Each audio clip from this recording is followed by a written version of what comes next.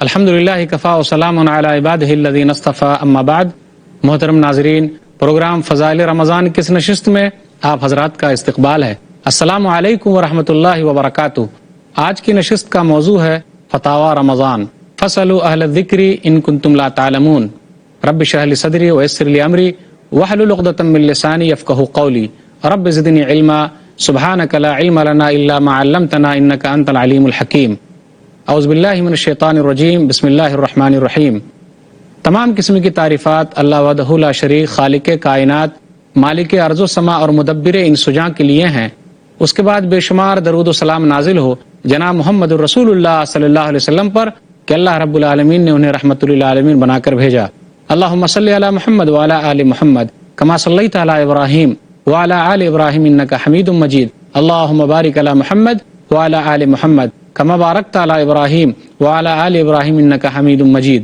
فتاوی رمضان جو آج کا موضوع ہے، رمضان کے چند مسائل کو سوال و جواب کے طریقے سے آپ کے سامنے پیش کرنے کی کوشش کر رہا ہوں۔ وہ اس وجہ سے کہ بہت سارے لوگ ایسے ہوں گے جن کو جس مسئلے کی ضرورت رہی ہوگی اور وہ پروگرام گزر گیا ہوگا، تو میں نے یہ مناسب سمجھا کہ رمضان کے چند مسائل کو سوال و جواب کے طریقے سے پیش کیا جائے۔ ہم اور آپ اچھے طریقے سے جانتے ہیں کہ اسلام کا ایک اہم رکن روزہ ہے، اور جب رمضان کا مہینہ آتا ہے تو بہت سارے لوگ نیکی کی طرف چلے آتے ہیں، ہر طرف نیکی کا دور دورہ ہوتا ہے۔ بہت سارے لوگ جو بگڑے ہوئے تھے وہ سدھرنے لگتے ہیں، تو نیکی کا ماحول پیدا ہو جاتا ہے۔ میں نے جو آیت آپ کے سامنے پڑھی ہے، اس آیت کا ترجمہ یہی ہے کہ اگر لوگوں کو مسئلے مسائل نہ معلوم ہو تو پوچھنے میں جن کے پاس علم ہے کوئی حرج کی بات نہیں ہے۔ اللہ نے کہا سورہ نحل سورہ نمبر 16 آیت نمبر 43، سورہ انبیاء سورہ نمبر 21 آیت نمبر 7، فاسألوا اہل الذکر ان کنتم لا تعلمون۔ ایک اہم سوال ہے، رمضان کے مہینے کی فضیلت کیا ہے؟ ہم اور آپ تو جانتے ہیں کہ رمضان کا مہینہ وہ اہم مہینہ ہے کہ اللہ تعالیٰ نے اس میں قرآن کریم کو اتارا ہے۔ رمضان مبارک کے اندر ایک اہم رات ہے جس کو شب قدر کہا جاتا ہے۔ رمضان کا مہینہ اعتکاف کا مہینہ ہے۔ رمضان کا مہینہ قرآن کی تلاوت کا مہینہ ہے۔ رمضان کا مہینہ اپنے اندر صبر کا مادہ پیدا کرنے کا مہینہ ہے۔ رمضان کا مہینہ عمرہ کرنے کا مہینہ ہے۔ گویا کہ رمضان کا مہینہ صدقہ و خیرات اور سخاوت کا مہینہ ہے۔ اس مہینے کی بڑی فضیلت ہے۔ یہی وہ مہینہ ہے جس کے اندر جہنم کے دروازے بند کر دیے جاتے ہیں اور جنت کے دروازے کھول دیے جاتے ہیں۔ اسی مہینے میں شرکس جناتوں کو اور شیطانوں کو جکڑ دیا جاتا ہے، اور اللہ تعالی ہر رات جہنم سے لوگوں کو آزاد کرتا ہے۔ تو اس مہینے کی فضیلت کے تعلق سے یہ چند باتیں ہیں۔ ایک اہم سوال یہ بھی ہے کہ رمضان کا قرآن سے کیا تعلق ہے؟ رمضان کا قرآن سے بہت گہرا تعلق ہے۔ اللہ نے کہا سورہ بقرہ سورہ نمبر 2 آیت نمبر 185، شہر رمضان الذی انزل فیہ القرآن ھدی للناس وبینات من الھدی والفرقان، کہ رمضان کا مہینہ وہ ہے جس میں قرآن کریم اتارا گیا جو لوگوں کے لیے ہدایت ہے، واضح نشانیاں ہیں ہدایت کی، حق اور باطل کے درمیان فرق کرنے والی چیز ہے۔ یہی وجہ ہے کہ نبی صلی اللہ علیہ وسلم ہر رات رمضان کے مہینے میں جبریل امین سے ملاقات کرتے، اور آپ صلی اللہ علیہ وسلم بہت زیادہ صدقہ و خیرات کرتے، اور جبریل امین کو قرآن پڑھ کے سناتے اور قرآن کا دور کرتے۔ صحیح بخاری کتاب الصوم کتاب نمبر 30 حدیث نمبر 1902۔ قرآن کا رمضان سے اتنا اہم لگاؤ ہے کہ گویا کہ یہ رمضان کا مہینہ قرآن کی سالگرہ ہے، اور یہی قرآن ہے جو ہمارے لیے قیامت کے دن سفارش کرنے والا ہے، جو اسی مہینے میں نازل ہوا۔ اسی طرح ایک اہم سوال ہے کہ کیا رمضان کے مہینے میں سنت کا ثواب فرض کے برابر اور ایک فرض کا ثواب 70 فرض کے برابر ملتا ہے؟ یا ایک سوال یہ بھی ہے اس میں کہ پہلا عشرہ رحمت کا، دوسرا عشرہ مغفرت کا، اور تیسرا عشرہ جہنم سے آزادی کا ہے؟ یہ ایک سوال ہے۔ اس کا جواب یہ ہے کہ اس سلسلے کی ایک حدیث ہے سلمان فارسی رضی اللہ تعالیٰ عنہ کی، جو حدیث شعب الایمان بہقی کے اندر موجود ہے، لیکن یہ حدیث سند اور متن دونوں اعتبار سے ضعیف ہے، کمزور ہے۔ علامہ البانی رحمہ اللہ نے مشکات المصابیح پر حکم لگاتے ہوئے حدیث نمبر 1965 میں کہا اسنادہ ضعیف، کہ اس حدیث کی سند جو ہے وہ کمزور ہے۔ اس حدیث کی سند کیوں کمزور ہے؟ اس لیے کمزور ہے کہ اس حدیث کے اندر ایک راوی ہے جس کا نام ہے ایاس۔ حافظ ابن حجر رحمہ اللہ اپنی کتاب لسان المیزان میں لکھتے ہیں، ترجمہ نمبر 1467، عقیلی کا قول نقل کرتے ہیں، کہتے ہیں کہ وہ آدمی مجہول ہے، اس آدمی کے بارے میں کچھ عطا پتہ نہیں ہے، وہ حدیث ہو غیر محفوظ، اور اس آدمی سے جو حدیث روایت کی گئی ہے وہ حدیث محفوظ بھی نہیں ہے۔ تو سند کے اعتبار سے یہ حدیث کمزور ہے، صحیح نہیں ہے، اور متن کے اعتبار سے بھی دیکھا جائے، اس کے معنی کے اعتبار سے بھی دیکھا جائے تو یہ حدیث صحیح نہیں ہے۔ ہاں، زیادہ سے زیادہ ہم یہ کہہ سکتے ہیں کہ اس مہینے میں نیکی کی اہمیت زیادہ ہے، لیکن کیا یہ کہنا کہ ایک سنت کا ثواب فرض کے برابر اور فرض کا ثواب 70 فرض کے برابر ملتا ہے تو یہ صحیح نہیں۔ زیادہ سے زیادہ یہی کہا جائے گا کہ اس حدیث کا معنی یہ ہے کہ ان دنوں میں نیکی کے کام کرنے کی اہمیت ہے۔ اس کا مطلب یہ نہیں کہ دوسرے اور دنوں میں نیکی کے کام کرنے کی اہمیت نہیں ہے۔ تو سند اور متن دونوں اعتبار سے یہ حدیث کمزور ہے، صحیح نہیں ہے۔ ہم کیوں تحدید کر رہے ہیں؟ ثواب تو اللہ تعالیٰ بہت زیادہ دینے والا ہے۔ اسی طرح ایک سوال ہے کہ کیا اگر کوئی آدمی ریڈیو کے ذریعے، ٹیلی فون کے ذریعے، ٹی وی کے ذریعے چاند کے بارے میں خبر سنے تو کیا اس کا اعتبار ہوگا؟ اس کا جواب یہ ہے کہ نہ ہم ان چیزوں کو رد کر سکتے ہیں اور نہ مکمل طور پر ان چیزوں پر بھروسہ کر سکتے ہیں۔ چاند کا دیکھنا، روزہ رکھنا، اسی طرح سے عید منانا دینی چیز ہے، تو آدمی کو چاہیے اور دوسرے ذرائع سے اس کی تحقیق کرے۔ جب تک علماء کرام پورے طور پر اس کا اعلان نہیں کر دیتے اس وقت تک ہم اور آپ اس پر یقین نہ کریں، لیکن مکمل طور سے ان چیزوں کو رد بھی نہیں کیا جا سکتا اور مکمل طور سے ان چیزوں پر بھروسہ بھی نہیں کیا جا سکتا۔ اس لیے ضروری ہے کہ ہم دونوں چیز کو لیں، علماء سے رابطہ رکھیں اور پتہ کریں کہ اگر چاند نظر آ گیا ہے تو ہم رمضان کے روزے شروع کر دیں یا پھر عید منانے کی تیاری کریں۔ اسی طرح ایک مسئلہ اور ہے، سوال کی صورت میں بیان کیا جا رہا، وہ یہ کہ رمضان کے چاند کے لیے کتنے لوگوں کی گواہی چاہیے اور عید کے چاند کے لیے کتنے لوگوں کی گواہی چاہیے؟ اس کا جواب یہ ہے کہ رمضان کے چاند کے لیے، روزہ رکھنے کے لیے ایک آدمی کی گواہی کافی ہے اور عید کے لیے 2 آدمی کی گواہی ہونی چاہیے۔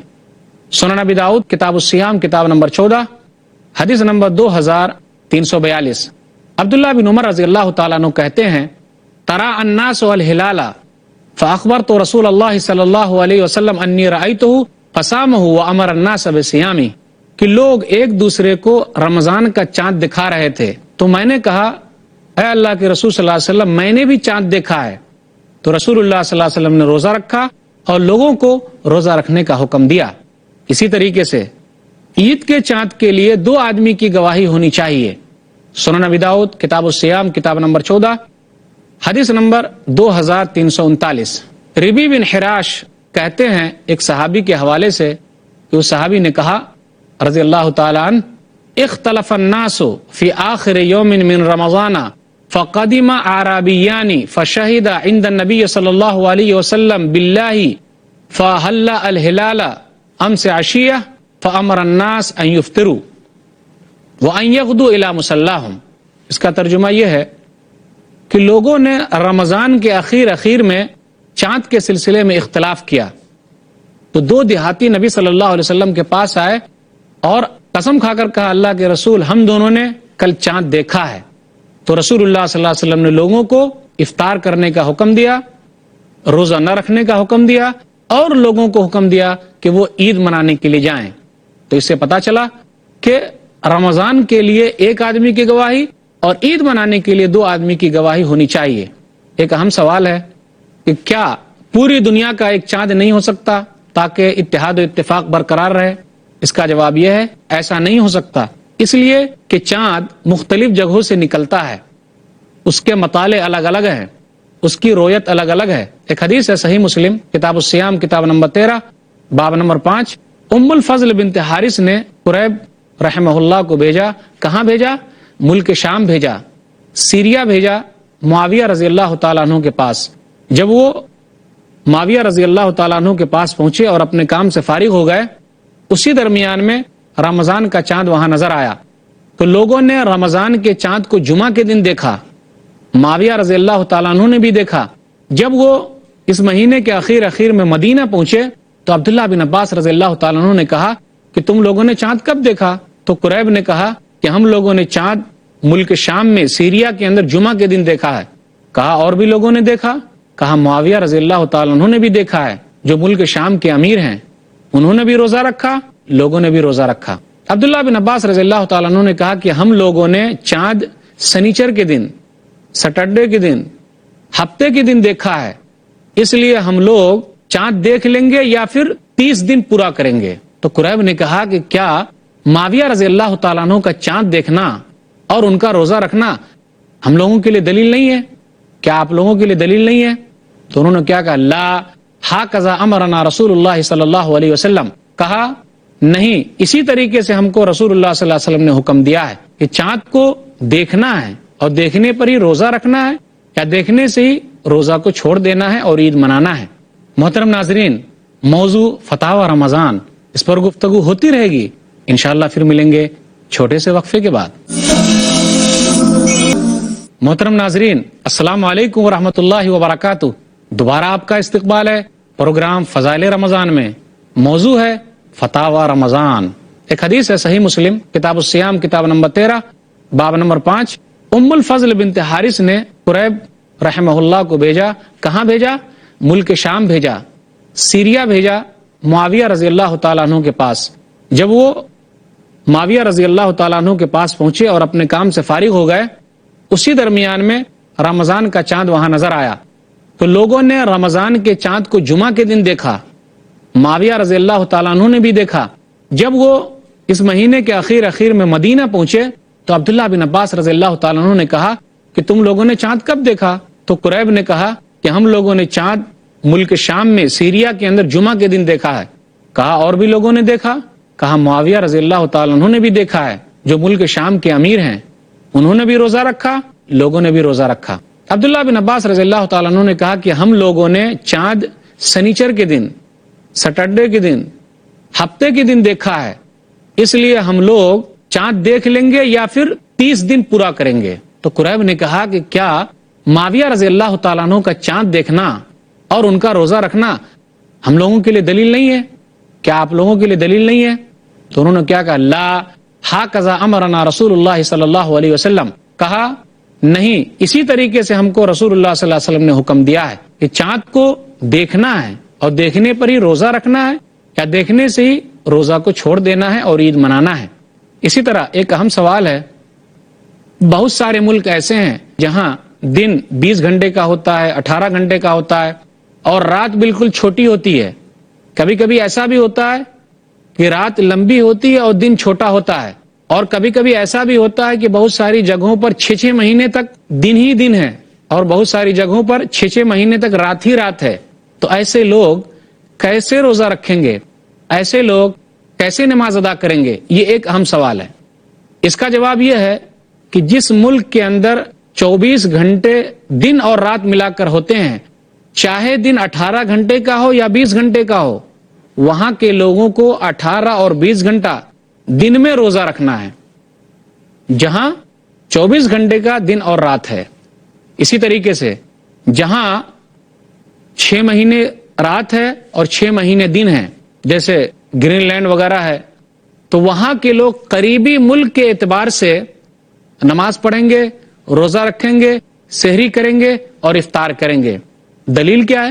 صحیح مسلم کتاب الفتن کتاب نمبر 52 باب نمبر 20 حدیث نمبر 2938 کہ نبی صلی اللہ علیہ وسلم نے ارشاد فرمایا کہ دجال دنیا کے اندر 40 دن رہے گا.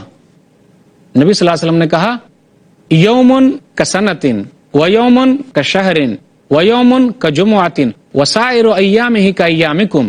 دجال جو ہے وہ زمین پر 40 دن رہے گا، ایک دن 1 سال کے برابر، ایک دن 1 مہینے کے برابر اور ایک دن 1 ہفتے کے برابر ہوگا، اور تمام ایام جو ہے، تمام دن تمہارے دن کی طرح ہوگا. ایک صحابی نے کہا یا رسول اللہ ھذا الیوم الذی کسنۃ تکفینا فیہ صلاۃ یوم، اللہ کے رسول یہ بتلائیے کہ جو ایک دن ایک سال کے برابر ہوگا، کیا ایک دن کی نماز پڑھنا کافی ہے؟ تو اللہ کے رسول صلی اللہ علیہ وسلم نے کیا کہا؟ لا اقدروا لہ قدرہ، نہیں بلکہ اس کا اندازہ کر کے نماز پڑھو. تو ایسے لوگوں کے لیے جہاں 6 مہینے رات ہے 6 مہینے دن ہے، تو وہ لوگ سحری اور افطاری اور نماز اپنے قریبی ملک کے حساب سے کریں گے اور اس دن کا اندازہ لگا کر ایسا کام کریں گے. اسی طرح ایک اہم سوال یہ ہے کہ بہت سارے غیر مسلم حضرات رمضان کے مہینے میں روزہ رکھتے ہیں اور کئی سال سے روزہ رکھ رہے ہیں. بہت ساری عورتیں مسلمان نہیں ہیں لیکن روزہ رکھتی ہیں، بہت سارے مرد روزہ رکھتے ہیں. آخر کیا ان کو بھی ثواب ملے گا؟ ان کے روزے کا کیا حکم ہے؟ اس کا جواب یہ ہے کہ عبادت قبول ہونے کے لیے ایمان شرط ہے. تو ہمارے اور آپ کے لیے ضروری ہے کہ ان لوگوں کو اسلام کی دعوت دیں، اسلام کی طرف بلائیں. اگر وہ لوگ مسلمان نہیں ہوتے ہیں، اسلام قبول نہیں کرتے ہیں، تو ان نیک کاموں کا ان کو کچھ فائدہ ہونے والا نہیں ہے، کیونکہ اللہ کے نزدیک اگر کوئی دین پسندیدہ ہے تو وہ دین اسلام ہے. اللہ تعالیٰ کہتا ہے سورہ آل عمران سورہ نمبر 3 آیت نمبر 19، ان الدین عند اللہ الاسلام، اللہ کے نزدیک محبوب دین دین اسلام ہے. سورہ آل عمران سورہ نمبر 3 آیت نمبر 85، وَمَن يَبْتَغِ غَيْرَ الْإِسْلَامِ دِينًا فَلَن يُقْبَلَ مِنْهُ وَهُوَ فِي الْآخِرَةِ مِنَ الْخَاسِرِينَ، اور جو اسلام کے علاوہ کسی اور دین کو پسند کرے گا تو اس سے قبول نہیں کیا جائے گا اور وہ آخرت میں گھاٹے میں ہے. تو ایسے لوگوں کو حکمت کے ساتھ اسلام کی دعوت دے. اگر وہ اسلام قبول کر لیتے ہیں تو ان نیک کاموں کا ثواب انشاءاللہ انہیں ضرور ملے گا جو اسلام سے پہلے رکھے ہوئے ہیں. اس لیے ہم اور آپ ان کے لیے دعا بھی کریں کہ اللہ تعالیٰ انہیں اسلام کی توفیق دے. اسی طرح ایک اہم سوال ہے کہ بچے لوگ جو روزہ رکھتے ہیں اس کا فائدہ کیا ان کے ماں باپ کو بھی ہو سکتا ہے؟ اس کا جواب یہ ہے کہ بچے کے اوپر روزہ فرض نہیں ہے، لیکن اگر وہ لوگ روزہ رکھتے ہیں تو اس کا ثواب ان کو بھی ملے گا اور ان کے ماں باپ کو بھی ملے گا. آپ یاد کیجئے عمر رضی اللہ تعالیٰ عنہ کے اس قول کو کہ وہ ایک شرابی کو ڈانٹتے ہوئے یہ کہہ رہے تھے. صحیح بخاری کتاب الصوم کتاب نمبر 30 باب نمبر 47 باب صوم الصبیان، ویلک وصبیاننا صیام فضربہ، کہا تیرے لیے ہلاکت و بربادی ہو، ہمارے چھوٹے چھوٹے بچے روزہ رکھے ہوئے، فضربہ تو اس کو مارا. تو چھوٹے چھوٹے بچے کو ابھارنا چاہیے تاکہ وہ بچپن ہی سے روزہ رکھنے کے عادی ہو جائیں. اسی طرح ایک اہم سوال یہ ہے کہ کیا فرض روزہ رکھنے کے لیے بیوی کے لیے ضروری ہے کہ وہ اپنے شوہر سے اجازت حاصل کرے؟ اس کا جواب یہ ہے کہ نہیں، فرض روزہ رکھنے کے لیے اسے شوہر سے اجازت لینے کی ضرورت نہیں ہے. ہاں، نفلی روزہ رکھنے کے لیے اجازت لینے کی ضرورت ہے. صحیح بخاری کتاب النکاح کتاب نمبر 67 حدیث نمبر 5192، لا تصوم المرأة وبالها شاہد الا باذنہ، کہ عورت روزہ نہ رکھے کب؟ جب اس کا شوہر حاضر رہے، ہاں اس کی اجازت کے ساتھ. جب وہ اجازت دے تو وہ روزہ رکھے. تو یہ نفلی روزے کی بات ہو رہی ہے، رمضان کے فرض روزے کی بات نہیں ہے اس حدیث کے اندر. اس لیے جو لوگ شک پیدا کرنا چاہ رہے ہیں ان کا پیدا کرنا صحیح نہیں ہے. اسی طرح ایک اہم سوال ہے کہ بہت سارے لوگ رمضان کے دنوں میں گرمی کے موسم میں گرم جگہ پر روزہ رکھے ہوئے ہیں اور کام کرتے ہیں. مثال کے طور پر آگ کی بھٹی کے پاس کام کر رہے ہیں، تو کیا ان لوگوں کے لیے کوئی گنجائش ہے؟ جواب اس کا یہ ہے کہ ایسے لوگوں کو چاہیے کہ رمضان کے دنوں میں چھٹی کر لیں، یا ایسے لوگوں کو چاہیے کہ رمضان کے دنوں میں کوئی اور کام کریں. اس کے باوجود بھی اگر کوئی کام نہیں ملتا تو ایسے لوگوں کے لیے ہے کہ وہ بعد میں روزہ پورا کرے. جو روزہ اس کا قضا ہو جائے گا چھوٹ جائے گا، بعد میں پورا کرے. لیکن ایسا بھی نہیں ہو سکتا کیونکہ سال بھر تو ان کو وہی کام کرنا ہے اور اسی کام میں لگے رہنا ہے. تو کچھ علماء کی رائے یہ ہے، تمام علماء کی رائے نہیں، کچھ علماء کی رائے یہ ہے کہ اس کے بدلے وہ ایک مسکین کو کھانا کھلا دے. مگر اس سے ہوگا کیا کہ ہم چور دروازے کو کھول سکتے ہیں، اس کو بند کرنا چاہیے. اگر آدمی کو رمضان کے دنوں میں سخت محنت کرنی پڑتی ہے تو اسے چاہیے کہ اس دنوں چھٹی لے لے، سال بھر میں رمضان کے دنوں میں چھٹی کر لے تاکہ وہ روزہ رکھ سکے. اسی طرح ایک اہم سوال ہے روزے کے تعلق سے کہ نیت کب کیا جائے. روزے میں نیت رات ہی میں کرنی چاہیے، فرض روزے کی نیت رات ہی میں ہونی چاہیے. سنن ترمذی کتاب الصوم کتاب نمبر 6 حدیث نمبر 730، من لم یجمع الصیام قبل الفجر فلا صیام لہ، جس نے رات میں روزے کی نیت نہیں کی تو اس کا روزہ نہیں ہوگا، یا آدمی رمضان کے شروع ہی میں پورے روزے کی نیت کر لے۔ اسی طرح ایک اہم سوال ہے کہ افطاری جلدی کی جائے یا لیٹ کی جائے؟ افطاری جلدی کرنا بہتر ہے، فائدے کی چیز ہے۔ نبی صلی اللہ علیہ وسلم نے ارشاد فرمایا، صحیح مسلم کتاب الصیام کتاب نمبر 13 حدیث نمبر 1098، لا یزال الناس بخیر ما عجلوا الفطر، لوگ ہمیشہ بھلائی میں رہیں گے جب تک وہ جلدی افطار کریں گے۔ ایک اہم سوال یہ ہے کہ لوگ رمضان کے روزے سے بچنے کے لیے سفر پہ چلے جاتے ہیں، اکثر ایسے مالدار لوگ کرتے ہیں۔ اگر وہ لوگ اس نیت سے سفر کر رہے ہیں تو ان کا اس نیت سے سفر کرنا صحیح نہیں ہے، لیکن اگر وہ واقعی صحیح سفر پہ جا رہے ہیں تو کوئی حرج کی بات نہیں، اللہ تعالیٰ نے ان کو چھوٹ دیا ہے کہ وہ بعد میں روزے پورا کرے، جیسے سورہ بقرہ سورہ نمبر 2 آیت نمبر 184 اور آیت نمبر 185، فمن کان منکم مریضا او علی سفر فعدۃ من ایام اخر ومن کان مریضا او علی سفر فعدۃ من ایام اخر، اگر کوئی بیمار ہے اور کوئی مسافر ہے تو اس کے لیے رخصت ہے کہ بعد میں روزہ پورا کرے۔ اسی طرح ایک اہم سوال یہ ہے کہ افطار پارٹی کا کیا حکم ہے؟ جو سیاسی پارٹیاں افطار پارٹی کرتی ہیں اور لوگوں کو افطاری کی دعوت دیتی ہیں تو کیا اس میں شریک ہونا چاہیے یا نہیں ہونا چاہیے؟ اگر وہاں حرام کام نہ ہوتا ہو، اسلام کا یا اس کے دوسرے اور چیزوں کا ارکان کا مذاق نہ اڑایا جاتا ہو تو وہاں جانا بہتر ہے، تاکہ ہم اسلام کی حقانیت ان تک واضح کر سکیں اور اسلام کے بارے میں ان کو بتا سکیں۔ لیکن بہت ساری جگہوں پر کیا ہوتا ہے کہ لوگ ٹوپی پہننے اور پہنانے ہی میں لگے رہتے ہیں تاکہ وہ اخبار کی زینت بنے، اور بہت سارے لوگ افطاری پہلے ہی شروع کر دیتے ہیں کیونکہ وہاں غیر مسلموں کو دعوت دی گئی ہے اور جو لوگ روزہ نہیں رکھے ہیں ان کو دعوت دی گئی ہے۔ اس لیے اگر اسلام کا مذاق اڑایا جاتا ہو تو ایسی جگہ پہ نہیں جانا چاہیے۔